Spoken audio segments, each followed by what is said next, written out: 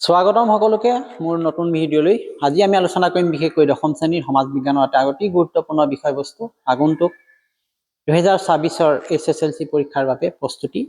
আজি আমি আলোচনা কৰিম ভূগোলৰ এটা বিশেষ কনসেপ্ট আফ্ৰিকা মহাদেশ। আৰু আমি আফ্ৰিকা মহাদেশ যেতিয়া পঢ়িম বিশেষকৈ ইয়াৰ পৰা কি জানিব পাৰিম যে আফ্ৰিকা মহাদেশৰ অৱস্থান কি, বিস্তৃতি কি, এই কথাটো আমি বুজিব পাৰিম। লগতে আৰু গুৰুত্বপূৰ্ণ কেইবাটাও বিষয়বস্তু সাঙৰি ল'ব। দ্বিতীয়তে আমি জানিব পাৰিম আফ্ৰিকাৰ মাটিকালি, জনসংখ্যা, দেশৰ সংখ্যা এইবিলাক উল্লেখ কৰিব পাৰিম। যে আফ্ৰিকাৰ প্ৰাকৃতিক সীমা আৰু বিষুৱ ৰেখাৰ প্ৰভাৱ ইয়াত ব্যাখ্যা কৰিব পাৰিম। লগতে আফ্ৰিকাৰ ভূপ্ৰাকৃতিক গঠন, উচ্চভূমি, মৰুভূমি এইবিলাকৰ বিষয়ে বিশদ আমি তথ্য লাভ কৰিম। আফ্ৰিকাৰ মুখ্য নদী, হ্ৰদসমূহ চিনাক্ত কৰিব পাৰিম। গতিকে মৰমৰ ছাত্ৰ ছাত্ৰীসকল, আমি ইতিমধ্যে পঢ়ি অহা আগৰ যিবিলাক বিষয়বস্তু, বিশেষকৈ মহাদেশ কাক কয়, বিষুৱ ৰেখা ক'ত আছে, এছিয়া ইউৰোপ মহাদেশৰ আকাৰ কেনেকুৱা তোমালোকে নিশ্চয় গম পোৱাই। গতিকে ইয়াৰ পৰা আমি পুনৰ এটা নতুন আলোচনা আৰম্ভ কৰিবলৈ চেষ্টা কৰিম। এতিয়া আহাচোন তেতিয়াহ'লে আমি পোনে যাওঁ আমাৰ আজিৰ মূল আলোচনালৈ। আফ্ৰিকা মহাদেশ পৃথিৱীৰ সভ্যতাৰ আদিভূমি বুলি জনা যায়। পৃথিৱীৰ দ্বিতীয় বৃহত্তম মহাদেশ। বিশেষকৈ প্ৰাকৃতিক সম্পদ, নদ নদী, মৰুভূমি, বৈচিত্ৰ্যময় ভূপ্ৰকৃতিৰ বাবে ই বিখ্যাত। এই পাঠত আমি এই আফ্ৰিকা মহাদেশৰে ভৌগোলিক বৈশিষ্ট্যসমূহ অধ্যয়ন কৰিম। প্ৰথমে চাওঁ আকাৰ আৰু মাটিকালি। আফ্ৰিকা হৈছে পৃথিৱীৰ দ্বিতীয় বৃহত্তম মহাদেশ এছিয়াৰ পিছতে।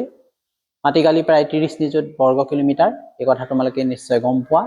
লগতে আৰু গুৰুত্বপূৰ্ণ কিছুমান বৈশিষ্ট্য আছে, চাওঁ আহা।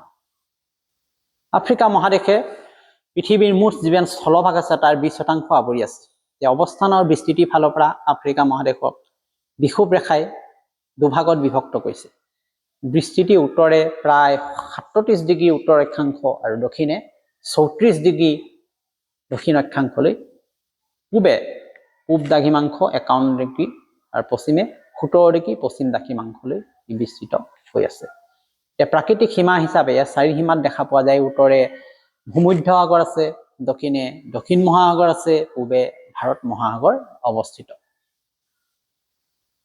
পশ্চিমত আছে আটলান্টিক মহাসাগৰ। দেশ আৰু জনসংখ্যা হিচাপত মহাদেশখনৰ বৃহত্তম দেশখন হৈছে আলজেৰিয়া। মাটিকালি প্ৰায় 2.4 নিযুত বৰ্গ কিলোমিটাৰ। 2014 চনৰ যিটো আনুমানিক জনসংখ্যা তাত 11 কোটি জনসংখ্যা পোৱা গৈছিল। আফ্ৰিকা মহাদেশত মুঠতে প্ৰায় 53 নাম্বাৰছ অফ নেশ্যনছ, অৰ্থাৎ 53খন ৰাষ্ট্ৰ আছে। এতিয়া আফ্ৰিকা মহাদেশৰ ভূপ্ৰাকৃতিক গঠনটো যেতিয়া আলোচনা কৰিম তেতিয়া আমি পাম যে উপকূল অংশ ঠেক সমতল, তাৰ বাদে আফ্ৰিকাৰ অধিকাংশই হৈছে এখন বৃহৎ মালভূমি।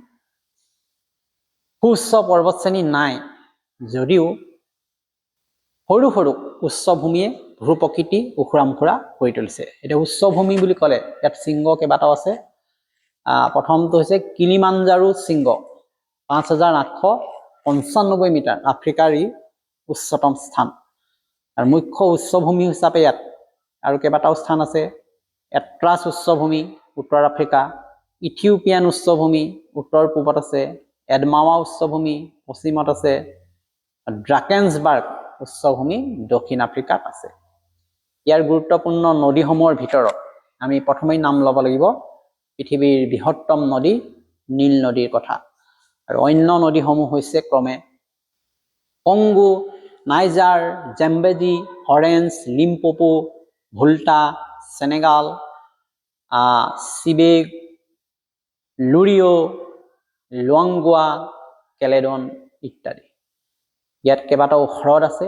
হ্ৰদসমূহ যদি আমি একাধিক্ৰমে কওঁ, অতি চিনাকি আমাৰ ভিক্টোৰিয়া, টাংগানিকা, এলবাৰ্ট, চাদ, ভোল্টা, নাছা, এইবিলাক হ্ৰদ আফ্ৰিকা মহাদেশত পোৱা যায়।